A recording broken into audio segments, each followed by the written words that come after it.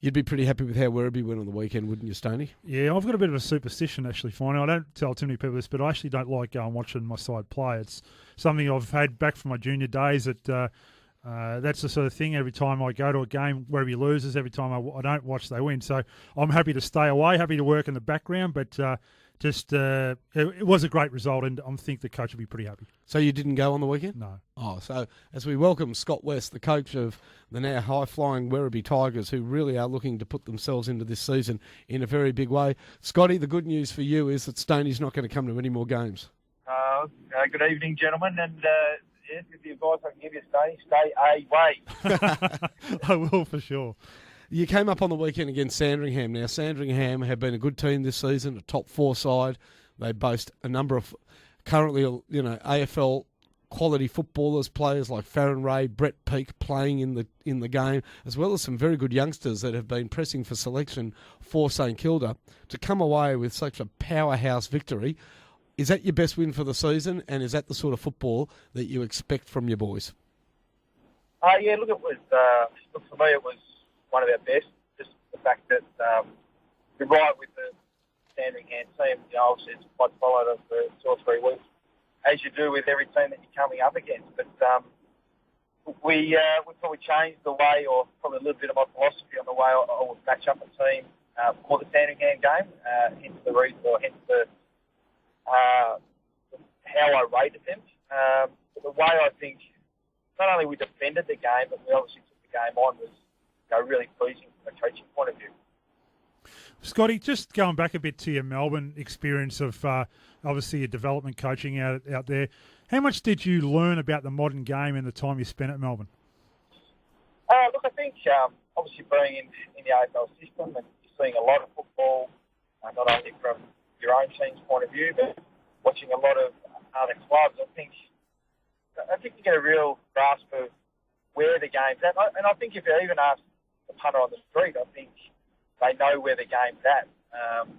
With the forward press, obviously the way the balls move, the way the teams get their run up half back, those sort of things are pretty continuous and pretty consistent across football, I think. I think it's really the way you see how you can change the game tactically. There's no doubt you need to have a foundational game style, the way you play, the way you defend, the way you move the ball. But I think you need to be able to have the flexibility in your team. I think that's where the best teams are at, that you can adapt your tactics against other teams. And I think that's probably one thing that, as I was coaching at Melbourne, I probably try to understand more of than anything else. What about coaching your own team? Because it's obviously good to be in development because you see the big picture, you can see things unfolding. But to come in and coach your own side, how much was it a wake-up call, or how much were you prepared for that? Not as much as I thought, Stoney. I thought, going from an assistant to, a senior coaching role, probably, I wouldn't say it would be easy, but I probably wasn't prepared as I was when I first got the Werribee job. And in saying that, having seen support, the network of people that AFL coaches do have around them, I guess when you're thrown into a VFL job and the first day your recruiting manager, Tony, just hands you a bit of paper and says, bring these 80 players and see if you can get them on our list, was a real eye-opener. And that was my first day on the job. And ever since then, there's been curveballs every day. What about the management of, I suppose, the list? I think the hardest thing for me to look at is that management of 50 players on your list. How do you deal with speaking to player 1 to player 50? Consistently. I think you need to treat every case on its merits. I think you need to take, and probably going back to your question about Melbourne, I think it was a really good experience for me to do it in a smaller group. I was involved in the midfield group at Melbourne. Really set a foundation for my coaching in that sort of environment whereby you do have to understand each player. And it's difficult to just to throw a blanket over them and try and teach them all the same, try and explain something exactly the same as you would another player, because some players don't comprehend what you're saying one way, some players don't comprehend the other. So you do have to be mindful that you're dealing with now 50 individuals rather than one group of 50. Now, I suppose we move forward, and 7-3 Werribee at the moment. Really good result against Sandringham. How do you? Because I'm a bit of a mind person, and the mind's a really interesting thing how it works. How do you keep players focused on the job at hand and not getting ahead of themselves? I'm not a believer that I don't like that saying. Oh, the team got ahead of itself, or the players got ahead of themselves. I'm not into those sort of things. But I think what people sort of misunderstand is that you can have 4 days. But saying that, I don't think enough credit's given to the opposition. So there's a real consistency in the way we prepare, each week.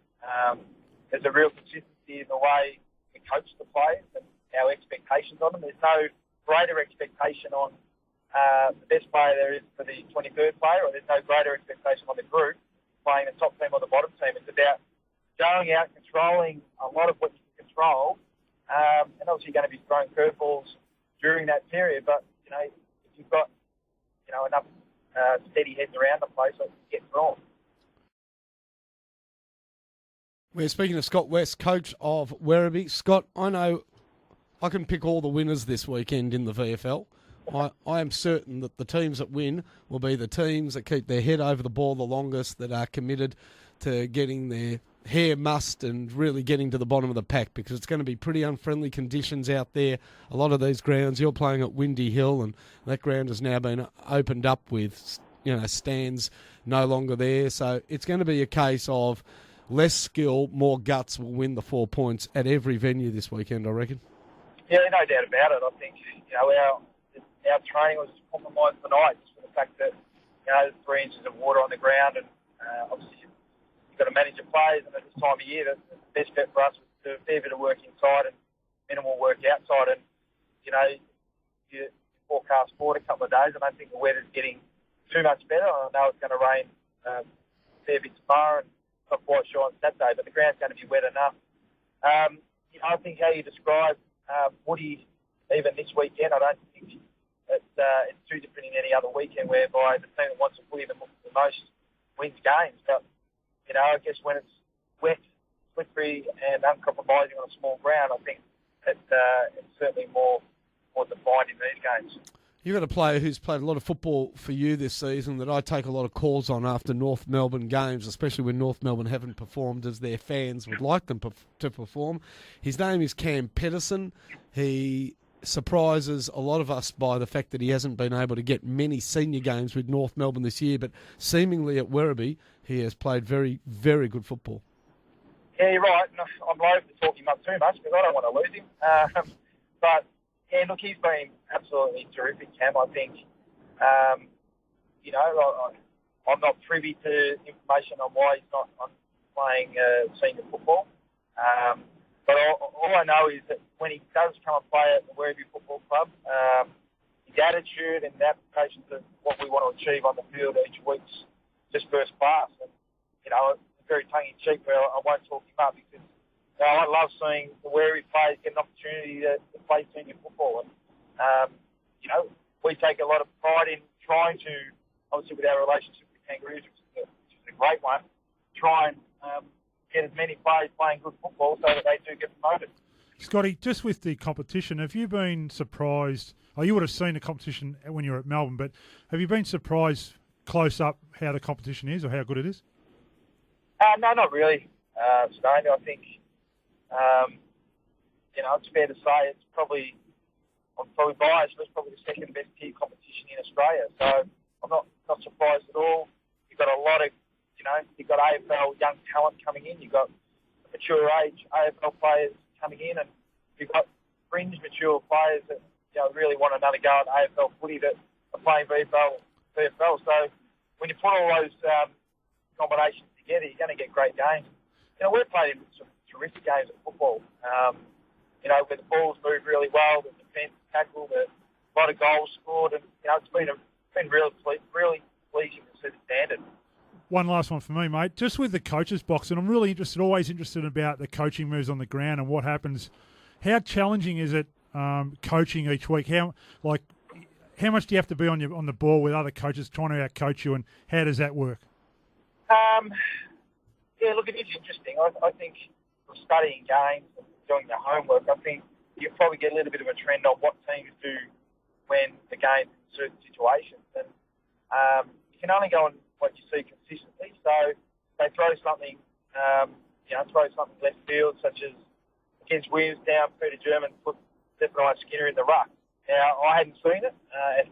It changed the game a little bit because he was able to get over the top and punch the ball forward. So there are things in games that do put you on the back foot.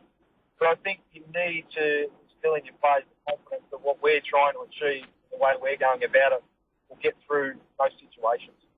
Scott, you achieved, bar that elusive premiership, just about anything that any player could imagine on the field in AFL football. You went away and wonderful assistant coach. How do you like life as a senior coach? Does it sit well with Scott West? Is there a future, a long-term future for you as a senior coach, do you reckon? I don't think so, Finey. I enjoy it. We've lost him. But you know what? He said enough. He said he enjoys it. So we'll leave it at that, Spider. Spider's just going to have a chat to Scotty and say how much he loves him and how much he loved him, because I know he absolutely adored him. I can see them talking now. But we'll leave it at that. He's going to be a great senior coach wherever he is, and I'm tipping he will have a future in the AFL.